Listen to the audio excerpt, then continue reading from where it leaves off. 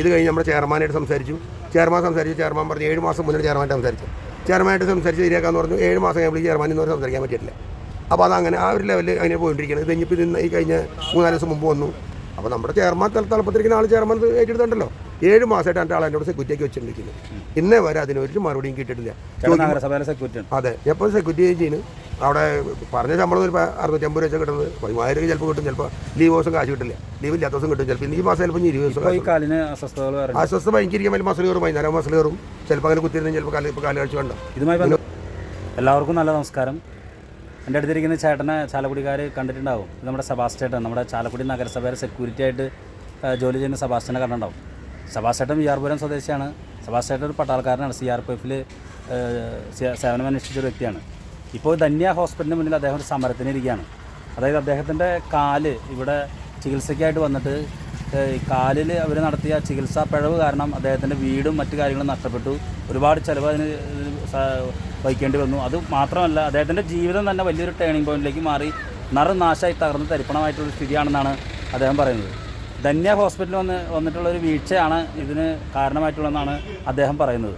അതുമാത്രമല്ല, ഇപ്പോൾ കുറേ സമയം ഇങ്ങനെ ഇരിക്കാനോ അതുപോലെ തന്നെ ജോലി ചെയ്യാനോ മറ്റൊന്നും സാധിക്കില്ല. കാലിന് ശസ്ത്രക്രിയ ചെയ്യാൻ വേണ്ടിയാണ് ഇവിടെ വന്നത്. ആ ശസ്ത്രക്രിയയ്ക്ക് ശേഷം പിറ്റേ ദിവസം തന്നെ പ്രഷറും മറ്റു കാര്യങ്ങളൊക്കെ കൂടിയതിൻ്റെ ഫലമായിട്ട് അപ്പോളോ ഹോസ്പിറ്റലിലേക്ക് ചേഞ്ച് ചെയ്യുകയും പിന്നീട് അവിടെ ഒരുപാട് പണം ചിലവാക്കിയാണ് അദ്ദേഹത്തിന് ഇപ്പോൾ ഇങ്ങനത്തെ ഒരു സ്ഥിതിയിലേക്ക് എത്തിച്ചേർന്നത്. അപ്പോൾ ഈ ഹോസ്പിറ്റൽ അധികൃതരുടെ ഭാഗത്ത് വന്ന വീഴ്ച ചൂണ്ടിക്കാണിച്ചുകൊണ്ടാണ് ഈ സമരത്തിന് ഇരിക്കുന്നത്. തീർച്ചയായിട്ടും ഈ വിഷയവുമായി ബന്ധപ്പെട്ട് പറയാനുള്ളത്, നമ്മൾ ഈ ചാരിറ്റി സ്ഥാപനങ്ങൾ, മിഷൻ ഹോസ്പിറ്റലുകൾ, സന്യാസ സഭകളുടെ സ്ഥാപനങ്ങൾ, ഇതൊക്കെ ഒരുപാട് നമ്മുടെ ഇടയിൽ പ്രവർത്തിക്കുന്നുണ്ട്. സർക്കാർ സ്ഥാപനങ്ങളും മറ്റു കാര്യങ്ങളും പ്രവർത്തിക്കുന്നതിനേക്കാൾ അധികം നൈതികതയിൽ മുറുകെ പിടിക്കേണ്ടതും നീതിബോധത്തെ ചേർത്ത് വെക്കേണ്ടതും ആരാണ് എന്നുള്ളത് അവരവർ ചിന്തിക്കുന്നത് നല്ലതാണ്. ഈ മനുഷ്യൻ്റെ കുടുംബവും ഇദ്ദേഹത്തിൻ്റെ വീടും സകല സാധനങ്ങളും തകർന്നിരിപ്പണായി ഒരു സ്ഥിതിയാവും. നിലവിലുള്ള വീട് നഷ്ടപ്പെട്ടു. അതുമാത്രമല്ല, അദ്ദേഹത്തിൻ്റെ ഭാര്യയ്ക്ക് കാർഡിയോളജിക്കൽ പ്രശ്നങ്ങൾ വന്നു. എല്ലാം കൊണ്ടും സെബാസ്റ്റ്യേട്ടൻ ഇപ്പോൾ ശരിക്കും പറഞ്ഞൊരു യുദ്ധമുഖത്ത് നിൽക്കണ മാതിരിയാണ്. അതായത് പട്ടാളക്കുപ്പായം അഴിച്ചു വെച്ച് വീട്ടിലേക്ക് സേവനം കഴിഞ്ഞ് വീട്ടിലെത്തിയ ആൾ വീണ്ടും യുദ്ധമുഖത്ത് നിൽക്കുന്ന ഒരവസ്ഥയിലേക്കാണ് സെബാസ്റ്റ്യേട്ടൻ എത്തി നിൽക്കുകയാണ്. അത് സ്വന്തം ജീവിതവുമായിട്ടുള്ള പോരാട്ടത്തിൻ്റെ ഒരു യുദ്ധമുഖത്താണ് സെബാസ്റ്റ്യേട്ടൻ നിൽക്കുന്നത് എന്നാണ് പറയുന്നത്. ഇവിടെ സമരവുമായി ബന്ധപ്പെട്ട് എത്ര നാൾ ഉണ്ടാവുമെന്ന് അറിയില്ല. എന്തായിരുന്നാലും നീതിക്ക് വേണ്ടിയുള്ള പോരാട്ടത്തിലാണ് സെബാസ്റ്റ്യേട്ടൻ. ഞാനിവിടെ എൻ്റെ ഒരു കാലുവേദനയായിട്ട് ഞാനിവിടെ വന്നതാണ്. അപ്പോൾ എൻ്റെ വൈഫ് ഇവിടെ അഡ്മിറ്റ് ആയിരുന്നു. അപ്പോൾ അതിനുവേണ്ടി ആൾ അറ്റൻഡായിരുന്നായിരുന്നു. അപ്പോൾ കാലുവേദനയായിട്ട് ഇവിടെ വന്നു കഴിഞ്ഞപ്പോൾ എൻ്റെ കാലുവേദന ഞാൻ ആ ഡോക്ടറെ കാണാൻ പറഞ്ഞു. ഞാൻ മറ്റേ ഡോക്ടറെ കണ്ടു, മനീഷ് ചാക്കോനെ കണ്ടപ്പോൾ ആൾ കാലിങ്ങനെ ഞെക്കി നോക്കിയിട്ട് പറഞ്ഞു, ഇതേമാതിരി ഒരു ജരുമ്പ് കട്ടയൊക്കെ കീഹോൾ ചെയ്യണമെന്ന് പറഞ്ഞു. കീഹോൾ എന്ന് പറഞ്ഞാൽ ശരി സാറേ, ഓക്കെ ശരിയാവുന്നു. അപ്പോൾ ശരിയാവുന്ന വെച്ചാൽ നല്ല ശരിയാവും, കുഴപ്പമൊന്നുമില്ല എന്നാവുമെന്ന് പറഞ്ഞു. ബുദ്ധിമുട്ടുണ്ടാവില്ല എന്ന് പറഞ്ഞു. അങ്ങനെ എന്നോട് പറഞ്ഞു ടെസ്റ്റ് നടത്താൻ പറഞ്ഞു. എല്ലാ ടെസ്റ്റും നടത്തി, ബ്ലഡ് ടെസ്റ്റ് നടത്തി, സ്കാൻ ചെയ്യാൻ കൊണ്ട് ടെസ്റ്റ് പോയി സ്കാൻ ചെയ്ത് 2000 സ്കാൻ ചെയ്തു. സ്കാൻ ചെയ്തോടെ വന്ന് രാത്രി ഞാനോട് ഒരു 6-7 മണിയായപ്പോഴേക്ക് എന്നെ ഓപ്പറേഷൻ തിരികെ കയറ്റി. പിന്നെ എനിക്ക് അവിടെ നിന്ന് ഓപ്പറേഷൻ ചെയ്ത് എനിക്ക് ഓർമ്മയുണ്ടായിരുന്നില്ല. നേരെ വെളുത്ത കാലത്ത് 6 മണിയായപ്പോൾ 4-4:30 കഴിഞ്ഞപ്പോഴേക്ക് തുടങ്ങി എനിക്കൊരു മങ്ങലൊക്കെ തുടങ്ങി, വലിയ പ്രയാസമൊക്കെ തുടങ്ങി. അപ്പോൾ ഞാൻ സിസ്റ്ററിൻ്റെ അടുത്ത് പറഞ്ഞു.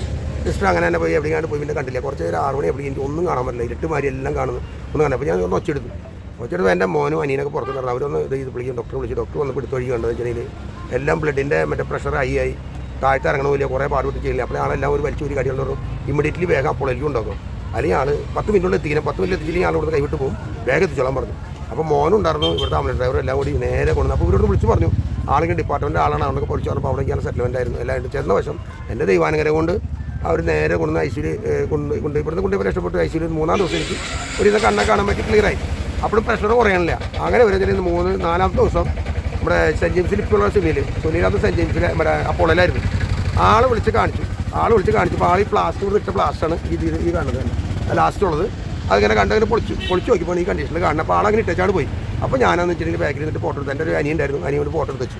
അല്ലെങ്കിൽ എനിക്ക് ഇതിലൊരു പ്രൂഫ് ഉണ്ടായില്ല. അപ്പോൾ എനിക്ക് അന്ന് പിന്നെ ആകെ ഒരു വിഷമം, കാലിങ്ങനെ തരിച്ച് കയറണം, വിഷമം കയറി. എനിക്കറിയില്ല ഈ സാധനം എന്തെന്നും. പൊളിച്ചപ്പോൾ കണ്ടീഷൻ പഴവ് പറഞ്ഞതെന്ന് വെച്ചാൽ ഇത് ആകെ ഇതായത്. അപ്പോൾ ഇതുകൊണ്ട് എല്ലാം പൊളിച്ച് എല്ലാം കളഞ്ഞിട്ട് വേറെ മാംസം വെക്കണമെന്ന് പറഞ്ഞു. അപ്പോൾ മോനെ എല്ലാവരും വിളിച്ചിട്ട് പറഞ്ഞു ശരി എന്നാൽ മോൻ പറഞ്ഞു ശരി ചെയ്തോ, കുഴപ്പമില്ല, എന്തായാലും വേണ്ട കുഴപ്പമില്ല. അപ്പോൾ ഞാൻ പറഞ്ഞു മോനെ കാശില്ലല്ലോ, നമുക്ക് എന്തെങ്കിലും ചെയ്യാം, എന്തായാലും വീടുണ്ടല്ലോ ചെയ്യാമെന്ന് പറഞ്ഞു. അങ്ങനെയാണ് വീട് നമ്മുടെ ജോഷിക്ക് കൊടുത്ത് കാശ് കിട്ടില്ല, കുറേശ്ശെ വാങ്ങിച്ച് 14 ലക്ഷം രൂപയോളം അവിടെ ചിലവ് വാരണ പോക്കും ചിലവെല്ലാം കൂടി വീടും പോയി. 32 ലക്ഷം രൂപയുടെ വീടും പോയി, എല്ലാം പോയി. ഇപ്പോൾ ഞാൻ കിടക്കുന്നത് ഇപ്പോൾ ശരിക്കും വാടക വീട്ടിൽ കിടക്കുന്നത്. ഇപ്പോൾ ഞാനൊരു പട്ടാളക്കാരായിട്ട് ഞാൻ തിരികെ കിടക്കേണ്ട ഗതികളായി. ഇത്ര കൊല്ലം സർവീസ് ചെയ്ത് വന്നു, ഒരു ഗതിയിൽ ഒന്നുമില്ല. വൈഫിനാണെങ്കിൽ ഇപ്പോൾ 5 ക്ലാസ് കഴിഞ്ഞ് 1,86,086 സെൻറ്റ് ജെയിംസിൽ വന്നു. എനിക്കൊരു ഗതിയിൽ ഒരു അവസ്ഥയില്ല. അപ്പോൾ ഞാനിവിടെ കിടന്ന് ചാവണം അല്ലെങ്കിൽ ഓർത്തില്ല. ഈ ചേട്ടന് ഓപ്പറേഷൻ ചെയ്ത് കഴിഞ്ഞിട്ട് പിറ്റേ ദിവസമാണല്ലോ ഇതിൻ്റെ പ്രഷർ കൂടിയെന്ന് പറഞ്ഞത്. ചേട്ടൻ ഈ പ്രഷർ ഉള്ള ആളാണോ?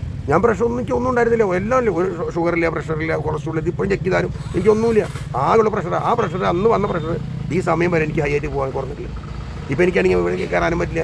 ഒരു പട്ടി പോലും ഓടിച്ചാൽ ഓടാനും ഒരു പറ്റിയ കണ്ടീഷനാണ്. ഈ കാലിന് മസലില്ല, ഓടാനും പറ്റില്ല. ഇതേമാതിരി ഫിസിക്കലായി ഞാൻ എല്ലാ കോഴ്സും കഴിഞ്ഞിട്ടുള്ള പട്ടാളത്തിൽ. അത് കഴിഞ്ഞ് വന്ന് ഞാൻ ഹോസ്പിറ്റൽ മാനേജ്മെൻറ്റായിട്ട് ചേട്ടാ ഇത് സംസാരിച്ചപ്പോൾ അവരെന്തോ അവരിതിനൊന്നും റിപ്ലൈ പറയണില്ല. എന്ത് വേണം, എന്ത് തീരുമാനിക്കും ഒന്നും പറയണില്ല. അവർ കേൾക്കണം, അവർ പോണു. കേസോ മറ്റു കാര്യങ്ങളോ കൊടുത്തിട്ടുണ്ട്? കേസ് കൊടുത്തിട്ടുണ്ട്. തൃശ്ശൂർ ഞാനിപ്പോൾ ഇവർ 2-3 പ്രാവശ്യം ഞാൻ വിളിച്ചു, ഒരു കാര്യമില്ലാണ്ടായി. അപ്പോൾ പിന്നെ ഇവർ കുറേ പ്രാവശ്യം ഇവരെ സംസാരിച്ചു. ഇവരൊന്നും ഗ്യാപ്പില്ലാണ്ട് ഞാൻ കേസ് കൊടുത്തു. ഇനി വേറെ കാര്യം കേസ് ഒന്നും ഇല്ലാന്നുണ്ടെങ്കിൽ ഇവരൊന്നും ചെയ്യില്ലല്ലോ. അവന് പറയില്ല ഇത്ര ദിവസം വൈകിയെന്ന് വെച്ചാൽ കോടതി. അതുകൊണ്ട് ഞാൻ കേസ് കൊടുത്തു. ഇതിപ്പോൾ എത്ര നാളായിട്ടുണ്ടാവും ഈ ഓപ്പറേഷൻ? രണ്ട് കൊല്ലം ഉണ്ടാവും. 2022 പട്ടാളത്തിൽ ഏതിലായിരുന്നു ചേട്ടൻ? ഞാൻ CRP സെൻട്രൽ റിസർവ് പോലീസിൽ. എത്ര നാൾ? ഞാൻ 22 കൊല്ലം. ഈ സെബാസ്റ്റ്യേട്ടൻ നമ്മുടെ ചാലക്കുടി നഗരസഭയുടെ മുന്നിൽ സെക്യൂരിറ്റി ആയിട്ട് വർക്ക് ചെയ്യുന്ന ചേട്ടനാണെന്നൊക്കെ അറിയാലോ. അപ്പോൾ ശരിക്കും പറഞ്ഞാൽ ഒരു കാവൽക്കാരനാണ്. ഈ കാവൽക്കാരന് എന്തെങ്കിലും അപകടം പറ്റി കഴിഞ്ഞിട്ടുണ്ടെങ്കിൽ തീർച്ചയായിട്ടും യജമാനന്മാർ ഇടപെടേണ്ടതാണ്. കസേര മനുഷ്യന്മാരായി കഴിഞ്ഞിട്ടുണ്ടെങ്കിൽ പിന്നെ പ്രത്യേകിച്ച് ഇടപെടേണ്ട ആവശ്യമൊന്നുമില്ലല്ലോ. കസേര മനുഷ്യനായിട്ട് ഇരിക്കാന്നുള്ളത്